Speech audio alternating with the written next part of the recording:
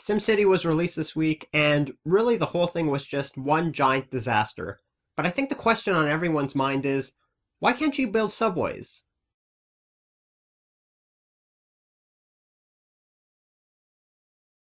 Now, I know there are going to be a lot of people in the comments section that are going to be saying, oh, by now they fixed the servers, oh, by now everything is fixed and everything's fine.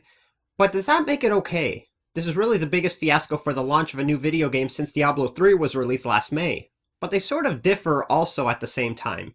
The whole thing with Diablo 3 was really just one big problem, in the sense that people couldn't get online and play the game.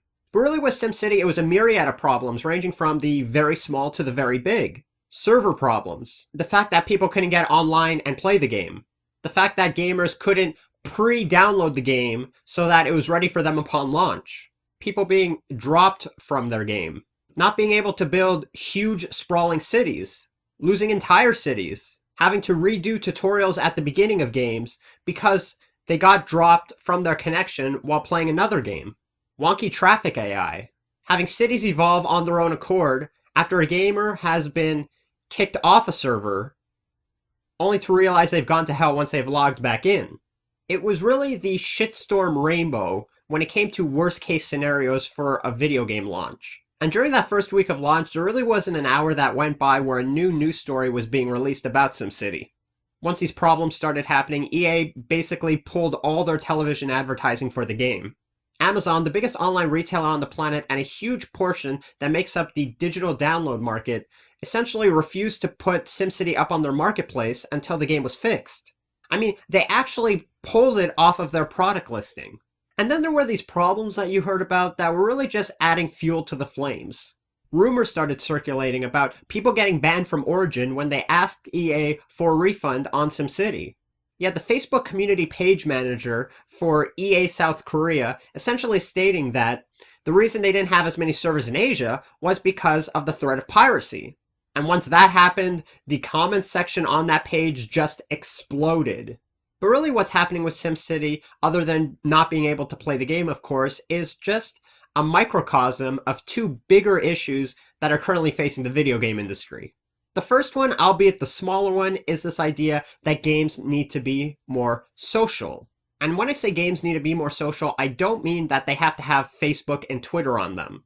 I'm saying we're seeing this gradual shift from single-player games that don't require any online component to games that always have to require some sort of online feature when they really don't have to. And I'll be honest, I don't know all the social aspects of SimCity. I mean, I know you could trade with other towns, I'm sure you could talk to other towns. I'm saying that some video game developers believe that their games should always have some sort of online feature and not just be a wholly single-player experience, even when it comes at the cost of the overall experience of a game.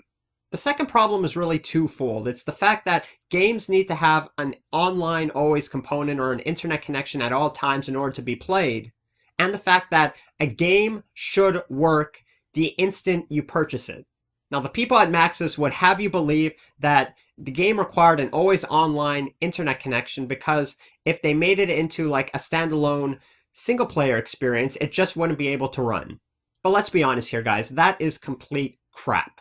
Because compared to other games, this doesn't require all that much power to run.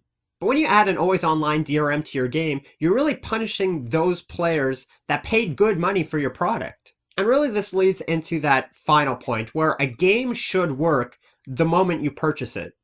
It's cases like Diablo 3 and SimCity that are really a cautionary tale for people who pre-order games before they're released. Now, I'm not a PC gamer, but I can tell you this, I will be thinking twice when it comes to pre-ordering my video games. And I think what's even worse is the fact that there's no option to only play it on your machine. The fact that you can't just have this wholly single-player component for you and you alone. I mean, for a lot of people who played it all the way back in the day, this is how they enjoyed SimCity. I mean, if you look at a game like XCOM, for example, that was released last year that had a lot riding on its reboot. It had a lot going for it because you could play it online with other players, but you can also enjoy it for yourself. And really, at the end of the day, looking back, I think that aspect made it a much better game. EA suffered big time for this mess up, and it will honestly take them a long time to recover. Now I want to hear what you have to say about SimCity. Do you agree with my points? Do you disagree with them? Is there a point that I may have missed in the course of this video? Feel free to post a comment in the comment section below, and as always, feel free to subscribe to my channel and like this video. That being said, I'm the Millennium Gamer, signing off.